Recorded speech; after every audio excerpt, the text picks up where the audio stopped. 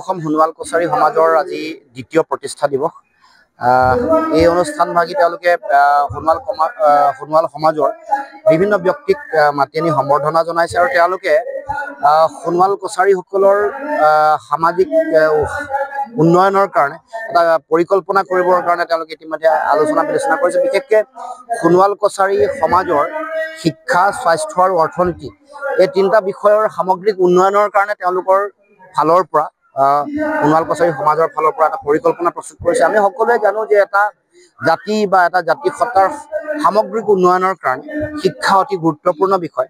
তাৰ লগে লগে স্বাস্থ্য আৰু অৰ্থনীতি এইবোৰ বিষয় অতি গুৰুত্বপূৰ্ণ। কিন্তু আমি দেখিবলৈ পাইছোঁ যে এতিয়াও একবিংশ শতিকাৰ দ্বিতীয় দশকৰ আমি মাজভাগত থিয় হোৱাৰ পাছতো আজিও শিক্ষাহীনতা বা অৰ্ধ শিক্ষা বা ভাল শিক্ষা নোপোৱাৰ কাৰণে আমাৰ যিটো জাতীয় সভ্যতা এইটো শক্তিশালীৰ ওপৰত আমি গঢ়ি তুলিব পৰা নাই। সেইকাৰণে সোণোৱাল কছাৰী সমাজৰ এইটো এটা অতি প্ৰশংসনীয় পদক্ষেপ। আমি আশা ৰাখিছোঁ যে তেওঁলোকৰ এই পদক্ষেপে পৰৱৰ্তী দিনসমূহত আৰু এটা গতিশীল ৰূপ লাভ কৰিব। অসমৰ প্ৰতিটো খিলঞ্জীয়া, থলগিৰি, ভূমিপুত্ৰ জনগোষ্ঠীৰ সামগ্ৰিক উন্নয়নৰ কাৰণে আমি বহু দিনৰ পৰা সংগ্ৰাম কৰি আহিছোঁ। সকলো জাতি জনগোষ্ঠীৰ সম অধিকাৰ, সম উন্নয়ন আৰু সমমৰ্যাদা এইটো এটা শ্লোগান হিচাপে লৈ আমি সকলোৱে আগবাঢ়িছোঁ। কাৰণ এটা জনগোষ্ঠী কিবা কাৰণত পিছ পৰি থাকিলে সামগ্ৰিকভাৱে অসমীয়া জাতি সত্তাৰ উন্নয়ন নহ'ব, বা অসমীয়া জাতি সত্তাৰ উন্নয়নৰ কাৰণে অসমৰ প্ৰতিটো জাতি জনগোষ্ঠীৰ সামগ্ৰিক উন্নয়নৰ কাৰণে আমি কাম কাজ কৰিব লাগিব। এইটো আমাৰ সকলোৰে দায়িত্ব। গতিকে এই চিন্তাৰে তেওঁলোকে এই যি যাত্ৰা আৰম্ভ কৰিছে, বৰ বেছি দিন হোৱা নাই, 2 বছৰ হৈছে যদিও কিন্তু যথেষ্ট সংখ্যক মানুহ গুৰুত্বপূৰ্ণ মানুহ জড়িত হৈছে।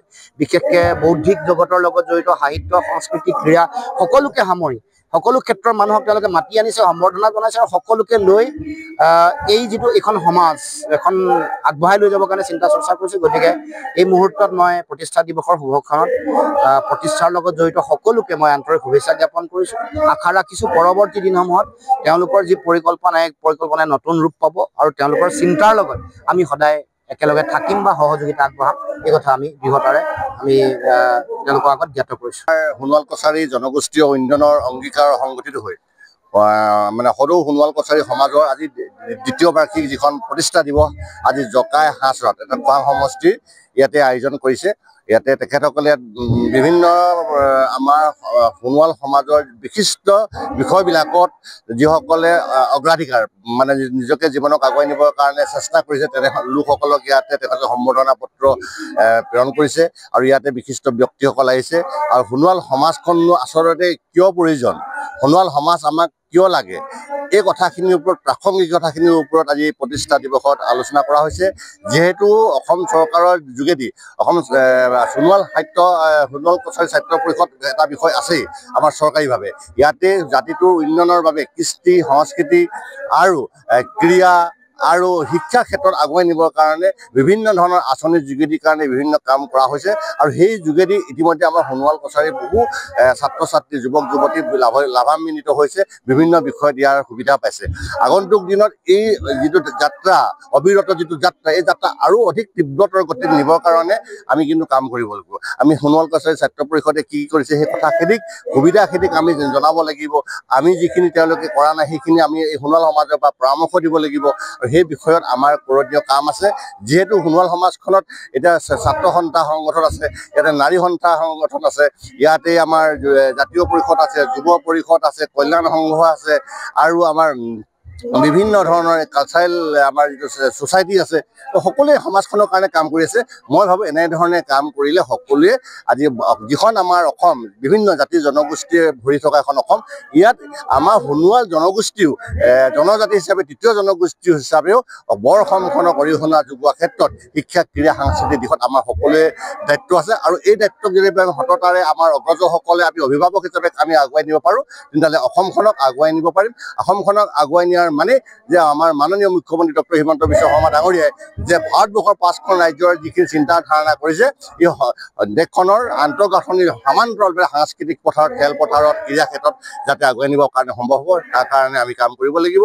আজি মই উদ্যোক্তা মণ্ডলীক এনেধৰণৰ অনুষ্ঠান আয়োজনৰ যোগেদি বিভিন্ন ব্যক্তিৰ বিষয়ৰ যিখিনি মাৰ্গদৰ্শন তেখেতসকলে দিয়াইছে বা শুনিছে ৰাইজে, ইয়াৰ জৰিয়তে এই অঞ্চল বা সমাজখন উপকৃত হ'ব বুলি আশা কৰোঁ। ধন্যবাদ। কছাৰী জনগোষ্ঠীৰ শিক্ষা, স্বাস্থ্য আৰু অৰ্থনীতি এই তিনিটা বিষয়ত বিশেষভাৱে গুৰুত্ব প্ৰদান কৰি আজি দ্বিতীয় বছৰত ভৰি দিছোঁ। আজি জকাই অঞ্চলৰ ৰাইজৰ সহযোগত সদৌ সোণোৱাল কছাৰী সমাজৰ দ্বিতীয় বাৰ্ষিক প্ৰতিষ্ঠা দিৱসত ইয়াত আমি উদযাপন কৰিছোঁ।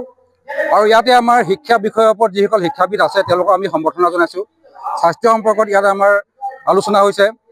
অৰ্থনীতি সম্পৰ্কত আমাৰ সমাজখনক আমি কেনেকৈ নিবনুৱা যুৱক যুৱতীসকলক, কৃষকসকলক, আমাৰ দুখীয়া মানুহবিলাক আগুৱাই নিম এই সম্পৰ্কত ইয়াত আমি আলোচনা কৰিছোঁ।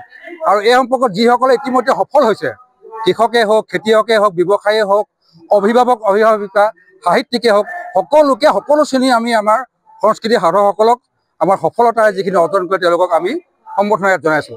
এই অঞ্চলৰে দুগৰাকী ধৰিত্ৰী সোণোৱাল, পিকু সোণোৱাল উদীয়মান ৰাষ্ট্ৰীয় খেলুৱৈ, তেওঁলোকক আমি সম্বৰ্ধনা জনাইছোঁ। সাহিত্যিক আমি মৰিয়াম সোণোৱাল ডাঙৰক সম্বৰ্ধনা জনাইছোঁ। কৃতিত্ব কৰা আমাৰ সফল অভিভাৱক সম্বৰ্ধনা জনাইছোঁ। আৰু এনেধৰণেই আমি সোণোৱাল কছাৰী সমাজক পদক্ষেপ আমি আগুৱাই নিবৰ কাৰণে সোণোৱাল কছাৰী সমাজে আমি চেষ্টা চলাইছোঁ। আমি যোৱা কাৰ্যকালত সোণোৱাল কছাৰী ছাত্ৰ ছাত্ৰীসকলৰ কাৰণে আমি শিক্ষান প্ৰদান কৰিবৰ কাৰণে বিনামূলীয়া আমি পাঠদান কৰিছোঁ। বিভিন্ন দুখীয়া মানুহবিলাকক আমি আৰ্থিকভাৱে সহায় কৰিছোঁ। আৰু উদীয়মান যিবিলাক মহিলা তেওঁলোকে আৰ্থসামাজিকভাৱে তেওঁলোকে নিজকে আত্মপ্ৰতিষ্ঠা লাভ কৰিব বিচাৰে, তেওঁলোকক আমি সহায় কৰিছোঁ। গতিকে এনেধৰণে বিভিন্ন ক্ষেত্ৰখনত শিক্ষা, স্বাস্থ্য, অৰ্থনীতিৰ ক্ষেত্ৰখনত আমি সদৌ সোণোৱাল কছাৰী সমাজে আমি কাম কৰি গৈছোঁ। গতিকে আজিও এই প্ৰতিষ্ঠা দিৱসত আমাৰ বিশেষকৈ আমাক আশীৰ্বাদ দিবৰ কাৰণে লুৰিণজ্যোতি গগৈ ডাঙৰীয়া আছে, অসম জাতীয় পৰিষদৰ আমাৰ সভাপতি, আমাৰ প্ৰাক্তন বিধায়িকা, এগৰাকী সমগাৰ্গী নেত্ৰী জ্যোৎস্না সোণোৱাল বাইদেউ আহিছে, সোণোৱাল কছাৰী জাতীয় সংগঠন আহিছে, ইয়াতে সোণোৱাল কছাৰী সকলো লোক আহি ইয়াত উপস্থিত হৈছে। সকলোৰে আশীৰ্বাদৰ আমি ভৱিষ্যতে সোণোৱাল কছাৰী জাতিক আগুৱাই নিবৰ কাৰণে এনেকুৱা ধৰণৰ পদক্ষেপ লৈ যাম। যিকোনো খবৰৰ বাবে যোগাযোগ কৰক 7099017330 লগতে 7099017110 নম্বৰত।